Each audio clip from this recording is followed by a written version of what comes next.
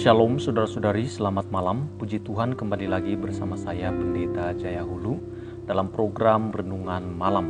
Kiranya damai sejahtera daripada Allah Bapa, kasih daripada anaknya Tuhan kita Yesus Kristus, dan persekutuan daripada Roh Kudus akan menyertai kita sekalian. Sebelum kita merenungkan firman Tuhan, mari kita berdoa terlebih dahulu. Bapa yang baik, terima kasih buat malam hari ini kami kembali datang kepadamu, memohon belas kasihan-Mu ya Tuhan, untuk menuntun kami supaya kami tidak salah jalan, dan kami mau mengarahkan hidup kami kepadamu ya Tuhan, karena kami menyadari bahwa ketika kami ada di dalam Engkau ya Tuhan, disitulah kami mendapatkan ketenangan, damai sejahtera dan kebahagiaan. Malam hari ini buka hati dan pikiran kami ya Tuhan, supaya kami dapat mengerti kebenaran firman-Mu ini. Berbicaralah bagi kami. Di dalam nama Tuhan Yesus kami telah berdoa dan mengucap syukur. Amin.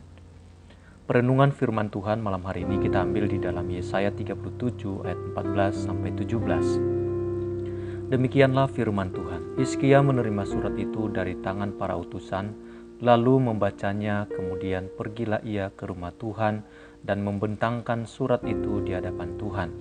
Hizkia berdoa di hadapan Tuhan, katanya, "Ya Tuhan semesta alam, Allah Israel yang bertahta di atas kerubim, hanya Engkau sendirilah Allah segala kerajaan di bumi.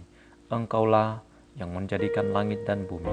Sendengkanlah telingamu ya Tuhan, dan dengarkanlah, bukalah matamu ya Tuhan, dan lihatlah, dengarlah segala perkataan Sanherib yang telah dikirimnya untuk mencela Allah yang hidup."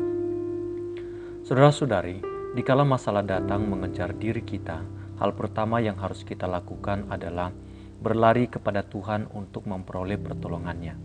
Memang hidup ini tidak bebas dari masalah. Tanpa kita undang pun masalah dapat datang dalam hidup kita.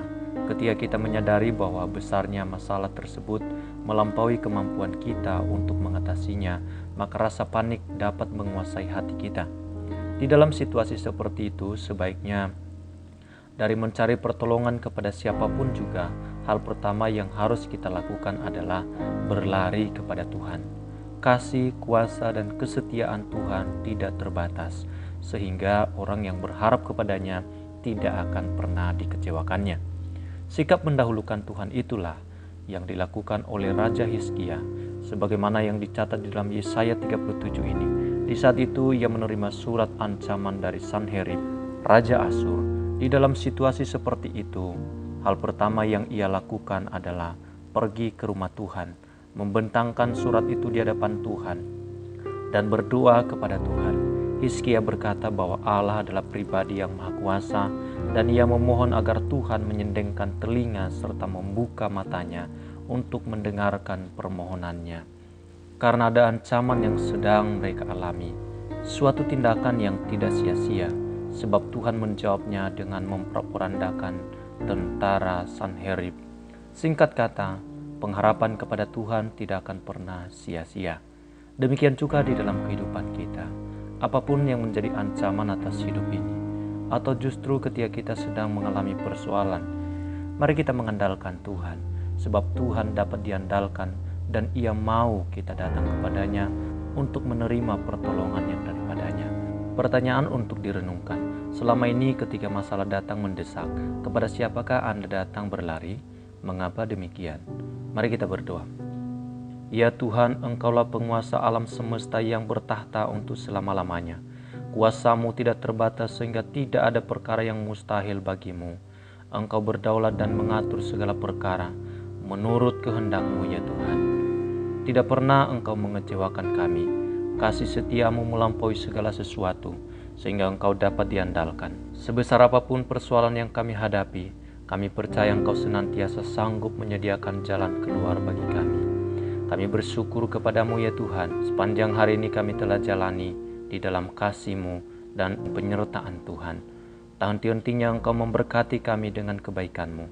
Di saat kami tidak tahu jalan mana yang harus kami tempuh, Engkau selalu menunjukkan arah yang benar bagi kami. Di saat kami tidak berdaya, dengan tangan-Mu yang kuat, Engkau menopang dan menolong kami. Ya Tuhan, kami menyerahkan hari-hari yang akan kami lalui ke depan. Kiranya Engkau Tuhan yang membawa kami kepada rancangan-Mu yang indah.